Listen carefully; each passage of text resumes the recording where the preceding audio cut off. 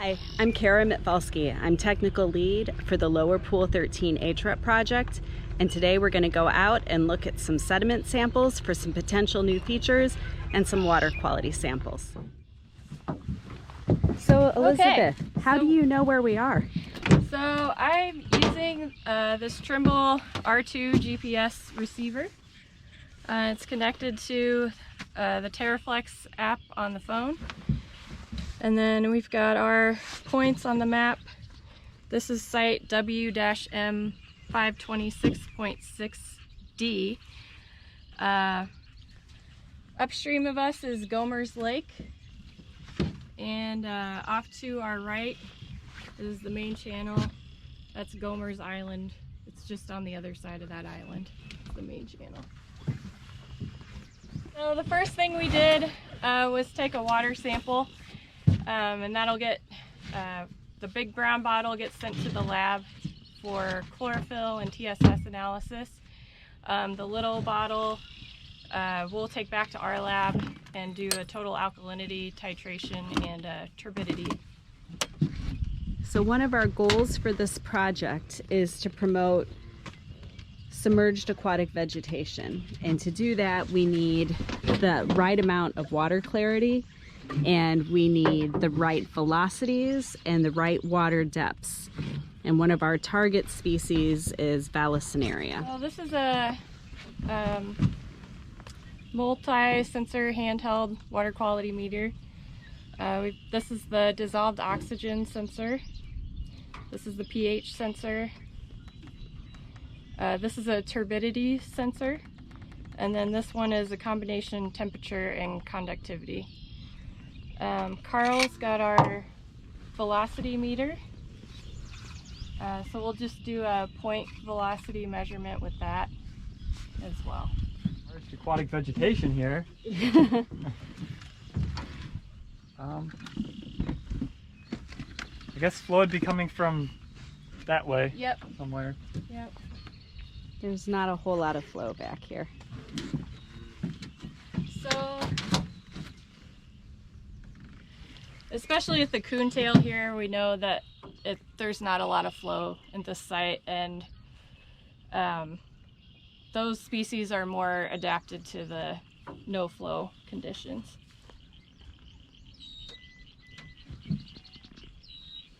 So Elizabeth, how long do you have to keep those sensors in?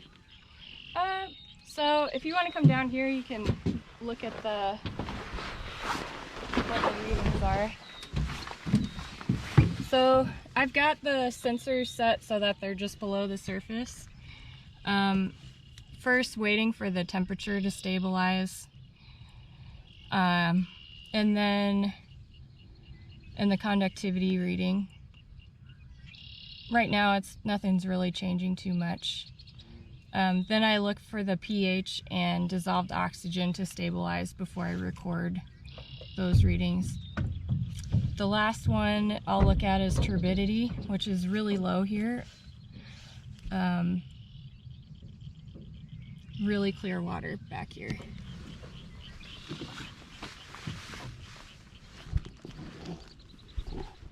Okay. We also just do a quick check of the weather conditions, because sometimes that can influence the water quality. We have pretty much no wind here today. Very calm day. No waves. Clear skies. So all of those things can influence the oxygen level. And the oxygen levels change during the day, right? In a 24-hour cycle, and you can tell that with your continuous? So it depends on the site, but typically we'll see a diurnal fluctuation in the temperature and dissolved oxygen. During the day, when the algae in the water can photosynthesize, they'll produce more oxygen for the water. And then at night they're respirating, so they're using so this is a Secchi disc, and it's designed so that you'll have high visibility of the disc as it goes down in the water column. And when we can't see the disc anymore, that's our Secchi disc reading that shows us how clear the water is. Oh, this is better.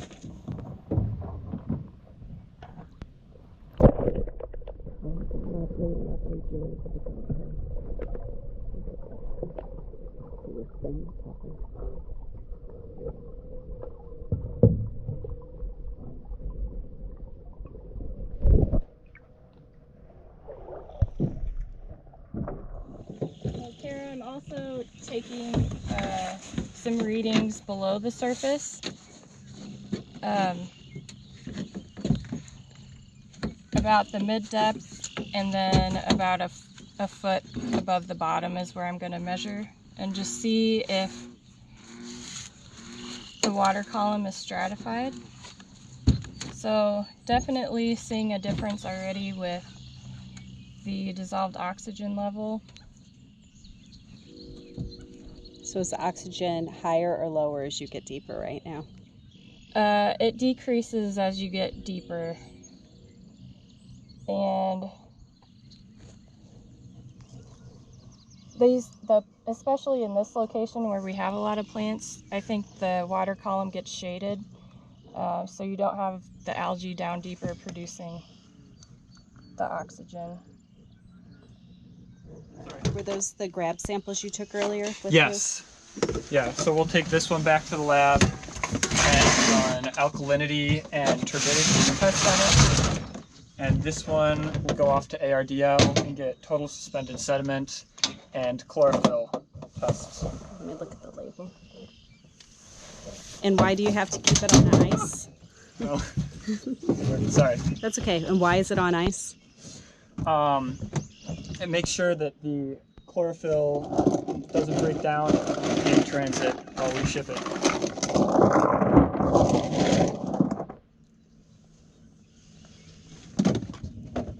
The dissolved oxygen at the surface was about 6 milligrams per liter. In the middle, it was about 3.7, and now at the bottom, it's about 2.1.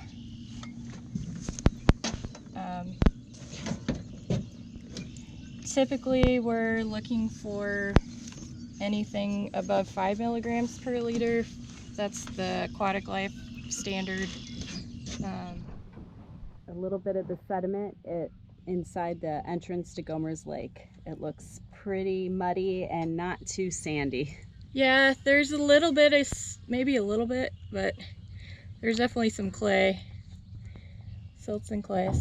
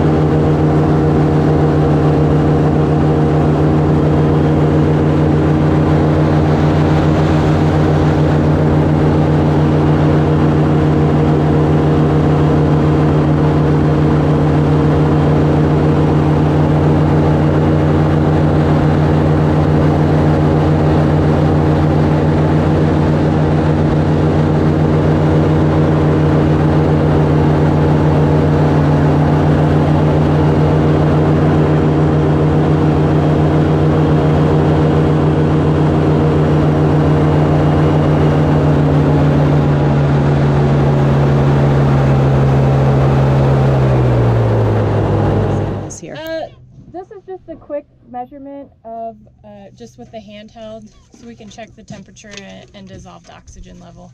Perfect. I saw that. Yeah. So did you see we crossed over a little bit of Vallisneria? Yes, we did.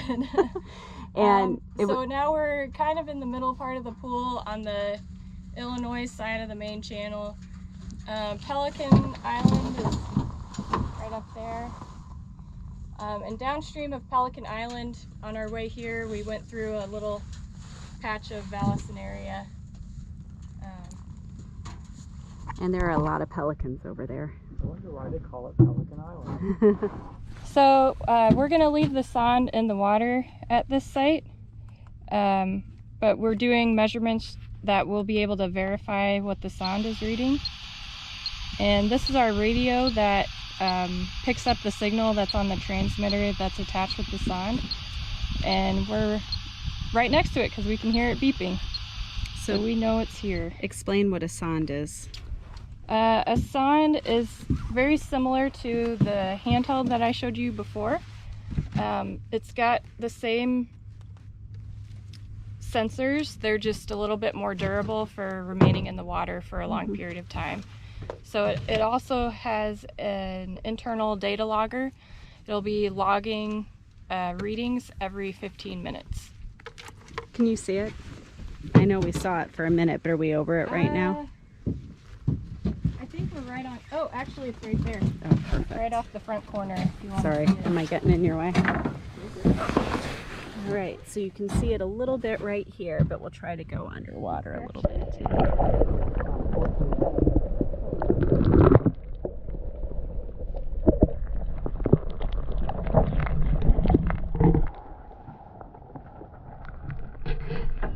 So here's our sample from our super scientific sampling method of pull up the anchor. And you can see this is really muddy. There's some shells in here. There's a little bit of grit to it. Very gray. Say a lot of clay in here. But yeah, you're definitely getting lots of little shells in here as well. It's pretty awesome. All right. So here we are mid-pool. This would be a series of features that we'd put in this area to both slow down the velocity as well as breaking up any wind-generated waves. So this material is a very smooth, silty clay. There's no feeling of sand in these really at all. And this is the mid-pool sample.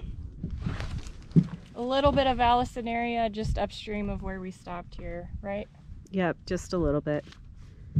And really no vegetation noted through here at all. So here we are at the bottom of the southwest pool, a little bit upstream of where RMH7 would be. And for the last little bit of us coming down here, there was quite a bit of allicinaria noted. We're thinking it's pretty shallow through here right now. Right here from RMH7, this is also almost no sand felt in here, no grit. This is a lot softer material than the previous sample that was in mid-pool. And again, there's a lot of shells located in this. So this used to be an island, and you can kind of see how it curves. This is our upside down feature through here. And you can kind of tell where the land used to be and where the water used to be. So this material's a little bit firmer clay with just maybe a little bit of sand grit inside of it. But this is about downstream of the CVH5? CVH6. CVH6, okay. The water looks really clear here too. Yeah, it does. Can't be super deep. Doesn't look too bad. This was one of the shallower areas, I thought. We're kind of right, I'm kind of right on the edge. Yeah. We could go downstream a little bit if we need to. Well, I bet we can get something through here. This will have impacts. So I bet we're putting it about where that marker is. I Yeah. should make sure I have the markers on. I don't know if I have those on. Nope. But this is good. I mean, this will give us a feel for the material types, don't you think? Yeah. Okay.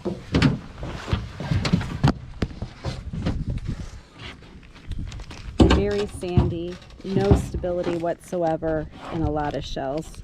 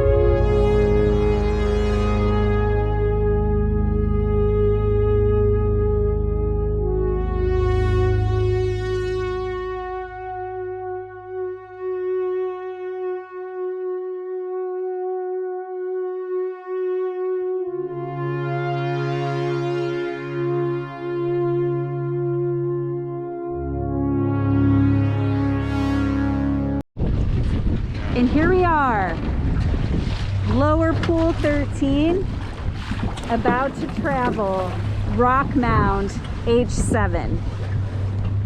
This is the end by the navigation channel, and we're about to proceed along and hit the entire rock channel, done by our boat operator, Kirk Hansen.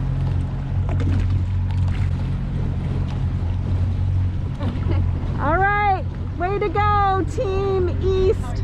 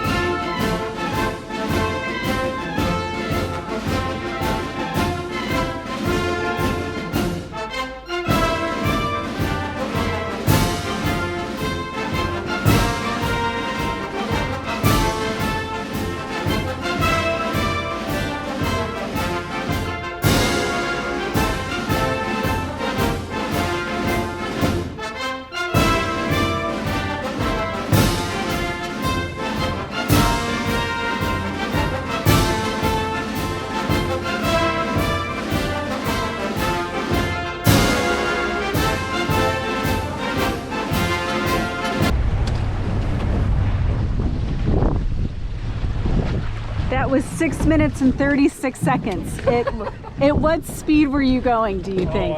You don't know? It varied. I started out slower when it was wavy, and then I sped up. That's a big rock mound.